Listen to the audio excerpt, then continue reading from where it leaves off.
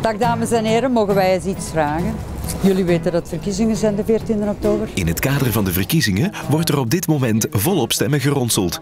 Maar deze dames vragen niet om voor hen te stemmen. Ze voeren campagne om divers te stemmen. Wij willen dat vrouwen en mannen verkozen worden. Hè? Want wij zouden graag hebben dat we een evenwichtige ploeg hebben. Zowel mannen als vrouwen. We willen eigenlijk mensen aanzetten om bewust te kiezen. Zowel voor mannen als voor vrouwen. Maar we zien nu dat er een heel aantal vrouwen zijn die op de lijsten staan. Maar wij willen actie voeren zodat die vrouwen ook wel daadwerkelijk een mandaat krijgen. Daarom voeren wij vandaag actie en willen we eigenlijk mensen aanzetten om bewust te kiezen, om eigenlijk een sterke stem uit te brengen, maar zeker aandacht te hebben voor de vrouwen die op de lijst staan.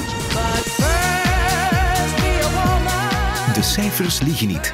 Van de 300 Limburgse schepenen zijn er slechts 87 vrouwelijk. Amper 4 van de 44 Limburgse gemeenten hebben een vrouw als burgemeester en er is maar 1 vrouwelijke gedeputeerde. Wij gaan de partijvoorzitters hier in Limburg aanmoedigen om meer vrouwen een uitvoerend mandaat te geven. En we gaan nog een serieus politiek debat hebben, waar we hun dat ook nog eens gaan proberen wijs te maken. Maar ook dat vrouwen meer uitvoerende mandaten moeten hebben. We hebben maar 4 vrouwelijke burgemeesters. Dus ook voor mensen met een beperking is er nog werk aan de winkel. Getuigt Els Thierry, voormalig schepen in Houthalen-Helchteren. Ja, ik heb het geluk gehad in Houthalen-Helchteren dat de partij altijd in mij geloofd heeft en mij die kansen gegeven heeft. Maar je moet een stukje afdwingen. Hè. Toen ik zelf schepen werd, toen was ik 30 jaar. Ik was jong, vrouw en gehandicapt. Dat was toen op dat moment niet vanzelfsprekend. En je moet u inderdaad als mens met een handicap moet je extra bewijzen. Wij rekenen op u en dat gaat goed komen. Hè?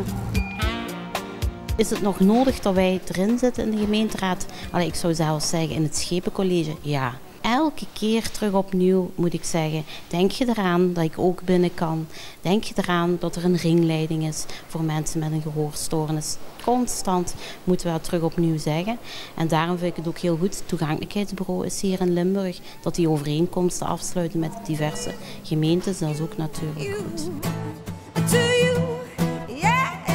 De komende weken zullen de vrouwen onze provincie doorkruisen en hopen ze Limburg warm te maken voor hun boodschap. Hoe reageren de mensen eigenlijk op deze actie?